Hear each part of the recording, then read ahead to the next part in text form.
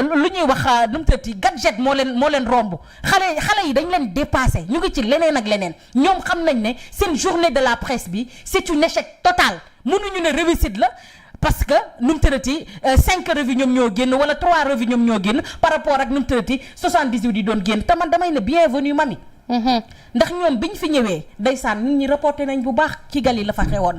reporté nañ ñu baax lu Cheikh nu mu tëddati Abdourahmane Diouf wax. reporté nañ ñu baax leneen ak leneen lu fi xewee ñoom ba ñu xëyee dañoo désinformé comme à leurs ak nu mu tëddati à leur habitude. d'accord kon nag Penda. buñ ñu ne journée de la presse bi dafa réussir ku ko wax naa fekk tax nga wax ko. mais journée de la sans presse bi réussirul journée ba dafa balaa woon dañoo xëy mami daal di ñu may revue de presse journée bi commencé neex ngoon gi site internet yi commencé ñoom ñi doon wax sax ci journée sans presse bi ay micro téeméeri micro leen waroon. après ñu ne journée sans presse la. alors ku mel ni docteur Cheikh Dieng jour boobu sax la waroon def li nga xamante ni moo di jënoog taskatu xabaar mi. mu reporté woon ko ba tey nag def na li nga xamante ni moo di sorti wax na tamit si li nga xamante ni moo di anam yi mu génnee foofu fecc ONAS waaye nag dafa jël lépp daal. buñ ko mënee tënk daal di koy jiñ ci ndodd ki nga xamante ni moom moo di jëriñ bi dénk wàllu eau et assainissement. di ki nga xamante ni moom moo di docteur Cheikh Tidiane Dièye. défier na ko nag nee na ko sax li nga xamante ni yëpp maa la koy tuumal bu dee amul mun nga ma yóbbu ci kanamu yoon nee na tamit Cheikh Tidiane Dièye est un gros manipulateur. moom daal yëkkati na daal ay bal daal ci tënk daal teg ko ci kanam ndodd ki nga xamante ni moom moo di docteur Cheikh Tidiane Dièye muy quand même ay accusation yu grave. ce qui est sûr biñ ko dàqee lépp loo xamante ne rek. nee na itam jiñ na ko tamit ay scandale ci li nga xamante ni moo di gestion ndox bi foofee ci Touba. ce qui est sûr moom biñ ko dàqee li nga xam ne jot nañ ko ci information lu jëm ci oto bi lu jëm ci nu mu tëddee partenariat yi mu signé woon lu jëm ci recrutement yi mu wax ci seen ministère boobu la jógee. te tamit lenn moo wóor mooy biñ ko dàqee moom ci boppam ñëpp xam nañ ne moom ak ministère de tutelle am jubóowuñu ñoom ñaar. mais man ci lenn rek laa ko war a mën a meree parce que mënuñu jot ay information yu jóge ca ministère ba ne moom moo def lii ak lii ak lii des journalistes ont cherché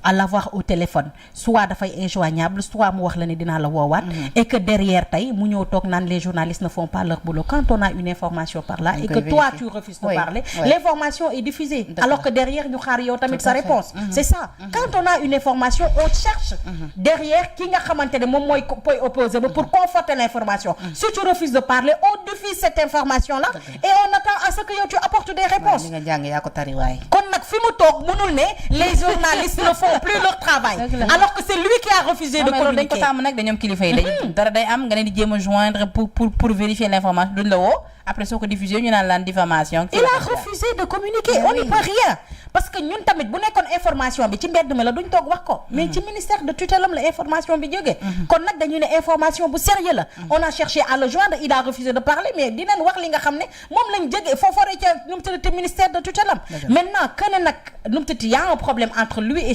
docteur Cheikh Tidiane Dièye loolu amul doute ñoom ñaar duñu laalante mu roog caas la te nag ñaar ñu mënul laalante je pense que ne mënuñu liggéey et que tuumal yi nga xamante ne teg na ko Cheikh Tidiane Dièye man du man amaguma ci lu ma leer loo xam ne jotaguma Cheikh Tidiane Dièye téléphone jotaguma ki nga xam ne mooy chargé de commande pour xool ba xam loolu dëgg la am du dëgg moom nag dañuy xool naka la ñuy uti information boobu wala moom dina communiquer pour ñu xam parce que dafa wax tamit indi ay preuves yu leer nañu Penda dafa indi ay papier te tubaab papier la xam indi na ay papier ay yu ñu signé tubaab papier la xam léegi nag papier yi ba xam reporter yi fa nekkoon approché nañ ko pour mu jox leen ay photocopie ñu xool ko parce que tamit yomb na lool toog ci sa plateau télé di yëkkati benn papier ne gis ngeen bii lii ak lii lañ ci wax ka tollu fële mënul xam lan ca wax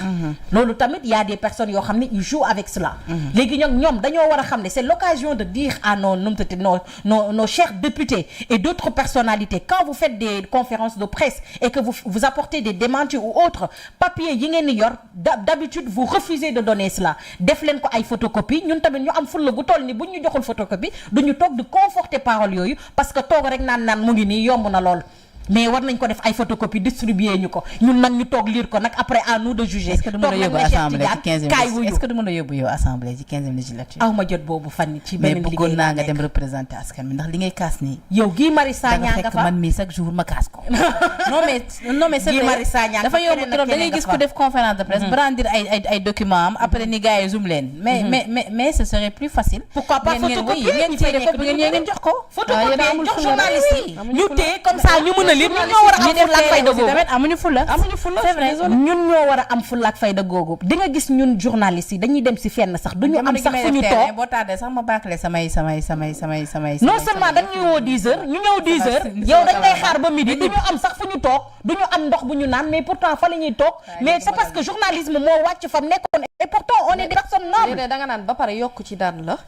bu ñu defee seen exposé fekk ñoom tardé nañu ba pare ñu exposé 1 heure de temps ne la journaliste yi benn question ñaar ngeen am droit te loolu normalul derrière waaw yàlla bu mu doon nag ndajem politique seen ay militants toog journaliste taxaw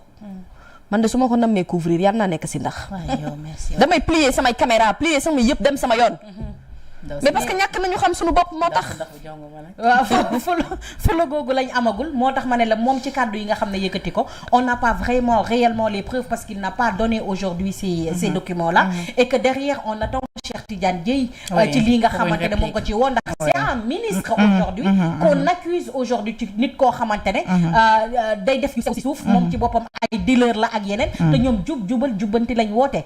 te derrière quand tu l'entends parler tu sais que ne nettement lui il nu mu tërati mu ngi décharger ki nga xam ne mooy le premier ministre et Bassirou Diomaye Diakhar Faye wax na leen ne ñoom yëguñu dara ki nga xam ne moom mooy ministre de tutelle bi moom moo doon def ay rétention d'information moo doon def ay falsification derrière et que moo nekkoon seytaane bi nga xam ne moo doon tapp fii di cuuc fii neen fii na ko fëllax comme nag ñoom ñoo ngi leen xaar ci ñoom ñaar moom mu apporter ay démenti moom tamit papier yi mu brandir mu fexe ba journalistes yi mun cee jot comme ça ñu mun cee commenter surtout que dafa mel ni problème bu kaala diggante ñaari seex yi fu mu nekk ni kaala ci seen diggante Penda Badji da ngay kii dafay wax mu nekk punchline d'un autre côté mais après tu sais cher Dieng moom man j'attendais beaucoup de sa sortie parce que je pense que finalement ku déglu sax da xam naa tu es déçu du contenu parce que li ñi doon xaar dëgg-dëgg mooy ne coow leeg rumeur yi fi am coowal otobaak détails ya ca am ne moo ci loolu pour man dina ci indi leeral et tu as raison de dire que à la limite je ne comprends pas qu'il puisse prendre temps bi yëpp pour doora def une conférence de presse boo xamante ne c'est-à-dire juste après yow ñu démettre le de tes fonctions il y a une vague de protestation vague de polémique boo xamante ne am na derrière donc pour fay polémique bi fay coow li yow wax dëgg yàlla tu n'as rien d'autre à te reprocher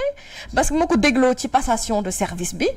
comment j'ai vu qu'il parlait du président et du premier ministre Ousmane Sonko j'ai compris que kon même bu fekkee des points de presse il va pas s'attaquer directement à ces deux personnes donc li mu mën a def mooy attaquer wu ci ministre de tutelle am te finalement loolu contenu moom ni mu waxee sax dafa jàpp ni actuellement dafa jàpp ni que le président ak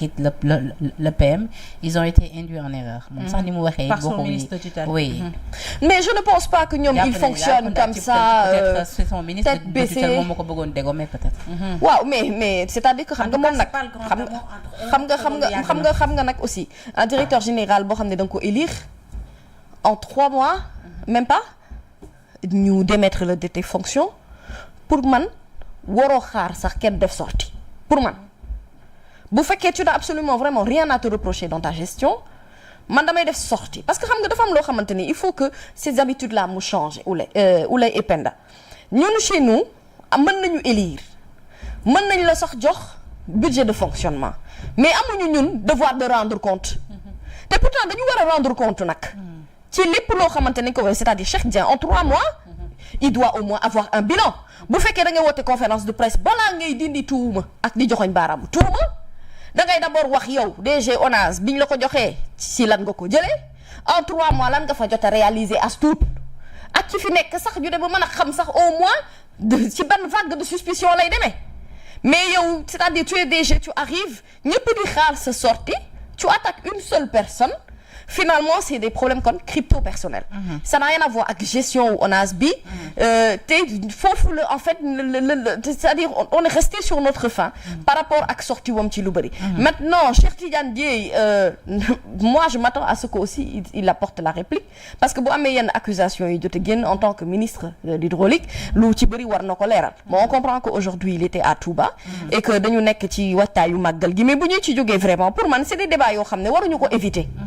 des débats yoo xamante ne quand ça intéresse le public et que ñi bëgg xam mode de fonctionnement yi nu muy demee pour man l'information doit être accessible à tous sauf vraiment xanaa peut-être nga am souci wu ba ñu uññi suturawu doomu aadama mais lu jëm ci wàllu gestion beeg doxalin bi à la limite même on a besoin de savoir qu'est-ce qui s'est réellement passé. Man je suis curieuse de savoir lan moo xew ONAS ak lan mooy justifié parce que lii quand même c'est inédit nga nommé benn DG boo xamante ne toogu fi defu fi diir sax ñu yëkkati ko te polémique bu bëri topp ci maanaam coow lu bëri topp ci léegi nag coow loolu nag foog ñu seetal ko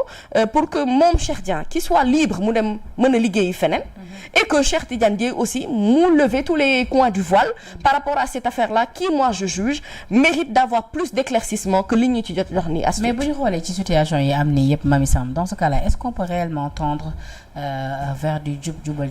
jubanti en tout cas ku mel ni Babacar Touré pour di taskatu xabaar moom il en doute def na ci benn tweet ba sax tekki ni le réveil risque d'être brutal ba noppi itam jàpp na ni système bi moom bennoo dañ ko fi teggi rek teg fi li nga xamante ni moo di Pastef waaye ba tey yëf yi moom changé wu. ci lan la ko teg Cheikh Tidiane Dièye est-ce que du moom la doon waxal sax. moom Babacar Touré ko naan journaliste bu ñu yónni. waaw mais moom ci lan la ko teg. est-ce que du moom la doon waxal. nee na le Pastef a remplacé Macky Sall et le Benno mais rien de véritable ne change dans ce pays. De nouveaux lobbies prennent possession du pays et les complots continuent ñëwaat tamit fii ni si on pense qu'un système à tous les niveaux mis en place par des affairistes peut servir un peuple qui espère du jubal jubanti, on se trompe, le réveil risque d'être brutal. Bon, peut-être que lui à son niveau il a des informations que nous on n'a pas. ñun li ñu mën a juger mooy comment est-ce que le gouvernement est en train de diriger li nga xamante ne moom mooy réew mi les décisions yi ñu jël les actions gouvernementales qui sont posées ak vision yi nga xamante ne moom la ñu am à l'extérieur. Après maintenant tant qu'on n'a pas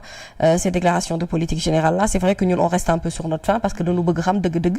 fii nga xamante ne foofu la ñu bëgg yóbbu réew mi mais dans tous les cas en 4 mois pour moi sincèrement et en toute objectivité je pense que c'est un gouvernement boo xamante ne mu ngi teg ay pas. léegi nag xam nga Sénégal aussi dafa am benn défaut bu nekk ci ñun on est très impatient te il y a des dossiers yoo xamante ne kenn mënu koo taxaj lem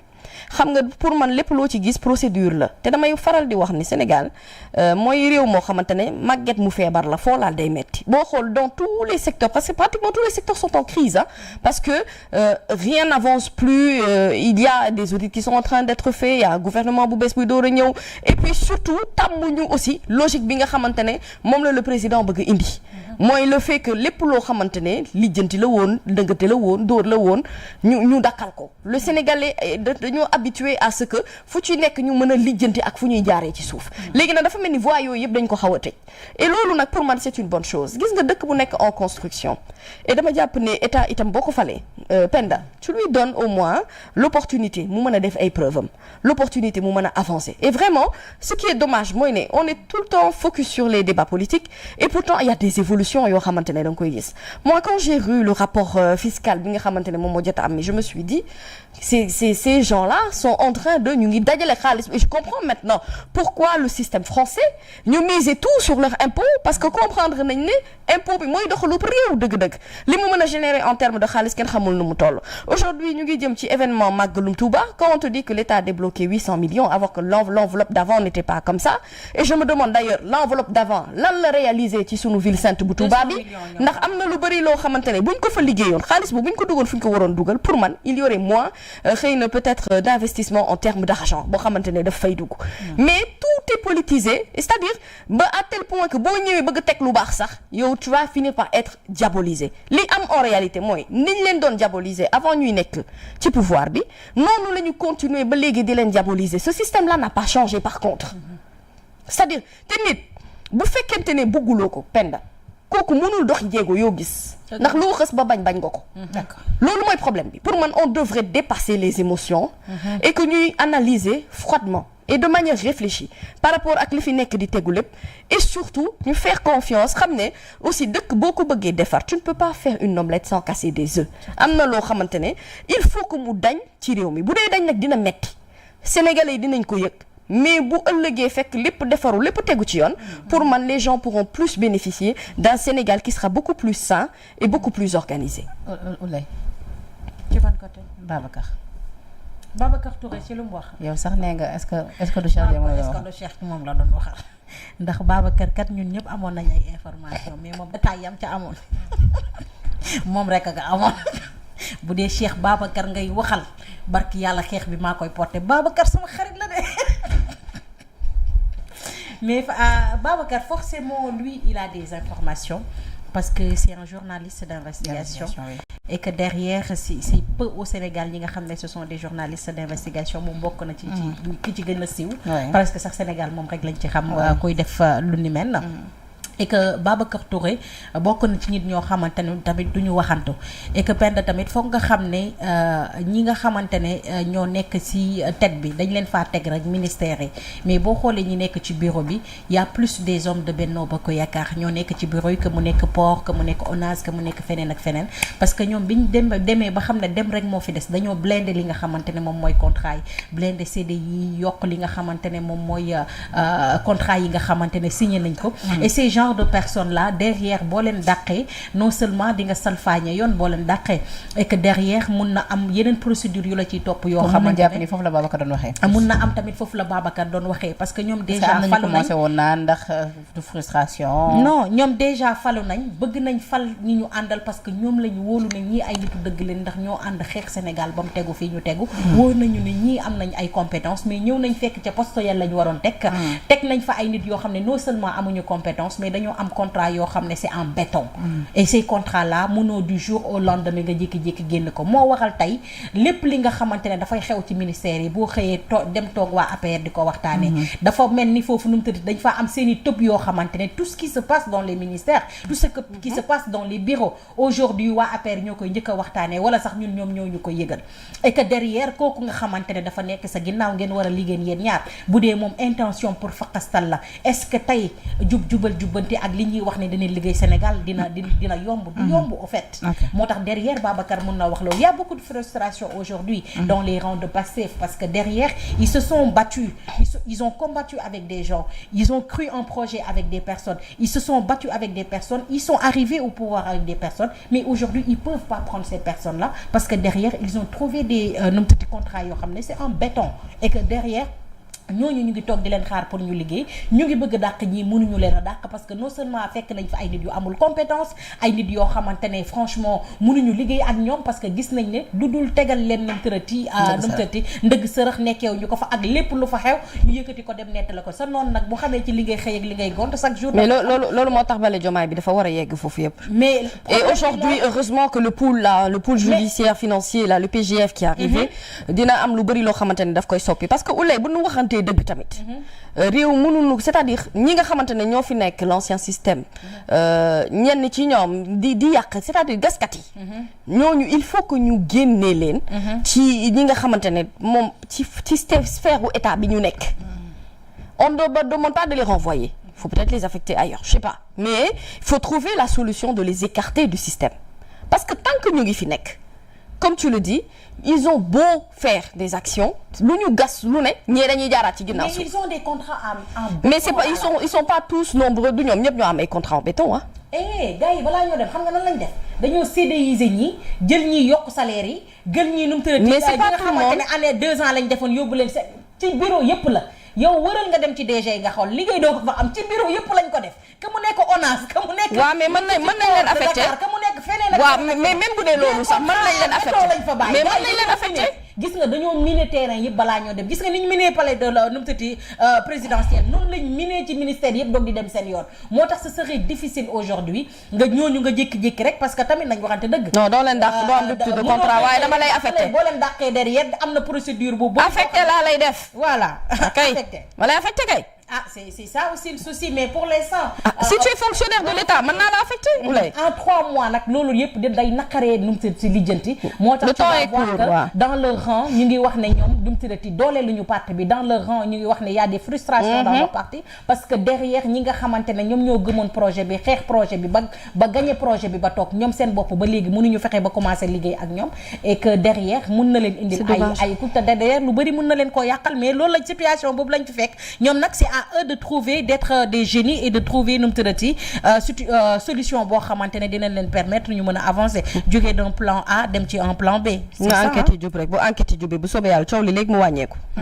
tey 16 août le premier ministre Ousmane Sonko président li nga xamante ni moo di installation comité de commémoration du 80e anniversaire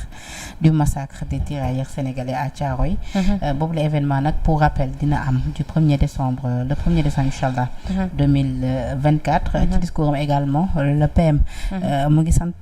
comité bi nga xamante ni si njiit ga di professeur Mamadou Diouf ngir mu dajale lépp lu nga xamante ni ay preuve la témoignage ak it ay documents su ko defee rek jeune génération bi gën a mën a comprendre li nga xamante ni moom moo xewoon ca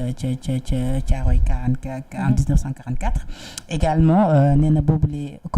comité aura pour mission de proposer des actions qui honoreront la mémoire des victimes et sensibiliseront les générations futures composées de représentants des ministères, des institutions de la République, de la société civile et de divers experts. Ce comité démontre l'engagement du gouvernement